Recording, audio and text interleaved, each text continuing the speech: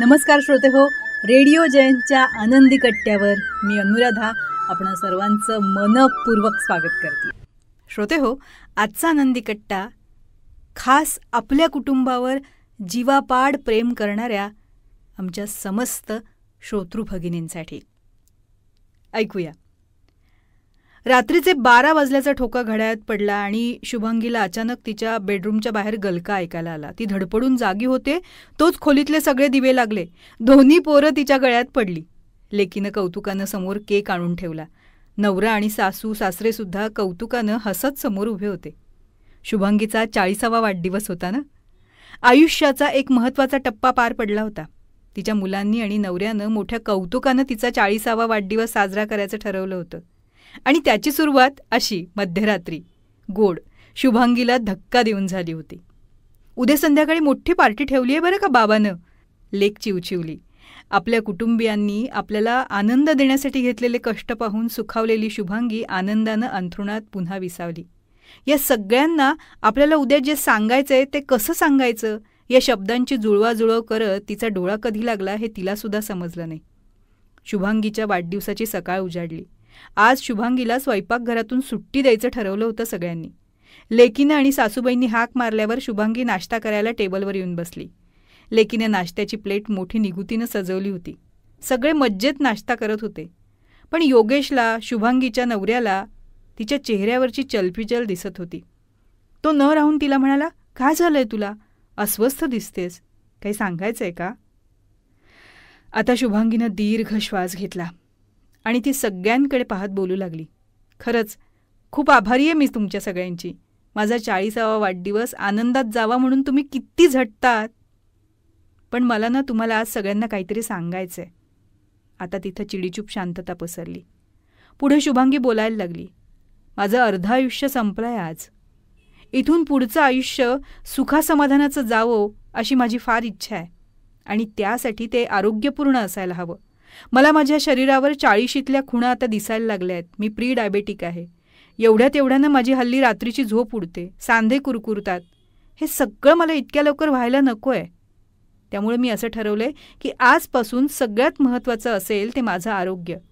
माझ्या इथून पुढच्या आयुष्यात प्राधान्यक्रम असेल माझ्या तब्येतीला आणि व्यायामाला. म्हणून उद्यापासून मी एक रनिंग ग्रुप जॉईन करायचं ठरवलंय. आता सगळे शुभांगीकडे अविश्वासानं पाहू लागले होते. शुभांगी आणि रनिंग? तिचा व्यायामाशी आणि विशेषतः धावण्यासारख्या व्यायामाशी दूरपर्यंत संबंध नव्हता. तिची मजल फार तर फार चालण्यापर्यंत जायची. जरा भराभर चालली की तिला धाप लागायची. बाकी कुठलाही खेळ ती कधीच खेळलेली नव्हती.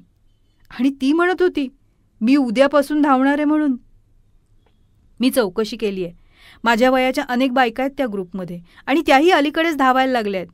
त्यांचं आणि तिथल्या कोचचं म्हणणं आहे की मलासुद्धा हे सहज शक्य आहे. मुलांकडे आणि नवऱ्याकडे बघत ती म्हणाली, माझं ट्रेनिंग सकाळी 7 ते 8:30 असणार आहे. रोजच्यासारखा गरम गरम ब्रेकफास्ट नाही जमणार मला इथून पुढे तुम्हाला करून घालायला. पण मी एक बाई शोधून ठेवल्या आहेत. त्या येतील नाश्ता करायला. मी आल्यावर स्वयंपाक करीन. पण नेहमीसारखा 4 ठाव स्वयंपाक होईल अशी अपेक्षा प्लीज इथून पुढे ठेवू नका. कारण मलाही आवरून ऑफिस असणार आहे. प्लीज मला सहकार्य करा. खूप छान भेट दिली आहे तुम्ही सगळ्यांनी मला वाढदिवसाची. पण मला खरंच आनंदी पाहायचं असेल ना तर माझ्यासाठी मला वेळ घालवू द्या. त्यासाठी तुम्हाला काही तडजोडी करायला लागतील. मग ती सासूबाईंकडे वळून म्हणाली, मला गरज आहे आई या वेळाची. मला माझी तब्येत उत्तम राखायची आहे. तुमच्या वयाची होईन तेव्हा तुमच्यासारखी सांधेदुखी नको आहे मला. मी कष्ट करीन, होईल थोडी ओढाताण वेळेची, पण मला हे स्वतःसाठी करू द्या. हे ऐकून तिथं काही काळ शांतता पसरली. तसं फार काही विशेष मागत नव्हतीच ती. पण तिच्या सतत उपलब्ध असण्याची सवय झाली होती ना सगळ्यांना. ती मोडायला लागणार होती. ठीक आहे, होऊ दे तुझ्या मनासारखं, करू आम्ही मॅनेज, योगेश म्हणाला. पण त्याच्या आवाजात काहीसा अविश्वास होता. सासूबाईंनी आणि मुलांनीही योगेशची री ओढली आणि शुभांगीच्या आयुष्यातलं एक नवंच ध्यासपर्व सुरू झालं. भल्या पहाटे उठून सरावाला जाणं, येऊन भराभर आवरून ऑफिसला जाणं, परत आल्यावर दुसऱ्या दिवशीची तयारी, मुलांबरोबर वेळ घालवणं, लवकर जेवून लवकर झोपणं, हे सगळं सुरू झालं. घरातले सगळे जेवल्याशिवाय तोंडात घास न घालणारी शुभांगी सगळ्यांच्या आधी जेवून घेऊ लागली. काहीसं अपराधी वाटायचं हे सगळं करताना तिला, पण आपल्या शरीरात आरोग्यात होणारे बदल तिला सुखावत होते. आधी 4-5 मिनिटं धावलं तरी कुरकुरणारं तिचं शरीर जणू नवीन जन्म घेत होतं. हळूहळू शरीरावरची चरबी कमी होऊ लागली. बराच वेळ सलग धावता यायला लागलं. तब्येतीच्या अनेक कुरकुरी लांब पळून गेल्या. पाळीच्या तक्रारी बंद झाल्या. सगळा दिवस आनंदात जायला लागला. काम करण्याचा आवाका वाढला, एकाग्रता वाढली, नवऱ्यावर मुलांवर होणारी चिडचिड बंद झाली. आणि इतक्या उशिरा सुरू करूनही आपण धावू शकतो आहोत या विचारानं एक वेगळीच आत्मविश्वासाची झळाळी तिच्या चेहऱ्यावर दिसू लागली. या सगळ्यात 1 वर्ष कसं गेलं तिला कळलंही नाही. आणि तिचा 41वा वाढदिवस उजाडला. आज शुभांगी तिच्या आयुष्यातली पहिली मॅरेथॉन धावणार होती, 10 किलोमीटरची. सकाळी घरातले सगळे उठायच्या आधी ती तयार होऊन रेसच्या ठिकाणी पोचली. तिथं तिच्या ग्रुपमधली सगळी मित्रमंडळी हजर होती. तिची पहिली मॅरेथॉन म्हणून तिला सगळेजण शुभेच्छा देत होते. शुभांगी भांबावलेली होती. होईल का हे आपल्याच्यानं? धावू शकू ना आपण? अशा विचारांची मनात दाटीवाटी झाली होती. रेस सुरू झाली. शुभांगी कुणाशी स्पर्धा न करता शांत चित्तानं धावू लागली. ही रेस धावताना तिच्या डोळ्यासमोर गेली 40 वर्ष, संसाराच्या 18 वर्षाची कसरत झरझर सरकत होती. त्या कसरतीतून स्वतःला वेळ देत तू हे केलंस म्हणून ती स्वतःच्याच पाठीवर शाबासकी देत होती. घरातल्यांनी केलेल्या सहकार्याबद्दल तिचं मन कृतज्ञतेनं भरून गेलं होतं. बाजूच्या हवेतला गारवा आणि वातावरणातला उत्साह पिऊन घेत ताजीतवानी होत ती कूच करत होती. हळूहळू अंतर मागे पडलं. आता लांबवर फिनिशिंग लाईन दिसू लागली आणि मग तिच्यात नवाच उत्साह संचारला. कम ऑन, तू केलं स्वतःसाठी, तू करू शकलीस, अभिनंदन तुझं. आता थांबू नकोस, जात राहा उत्तम आरोग्याच्या दिशेने. अशीच असं ती स्वतःशीच बोलू लागली. तिच्या मनात, शरीरात एक अनोखा आनंद भरून राहिला होता. ती फार खुश होती. इतका आनंद तिला या आधी कधीच झालेला होता हे तिला आठवत सुद्धा नाही. आता तिच्या डोळ्यातून आनंदानं घळाघळा अश्रू व्हायला लागले.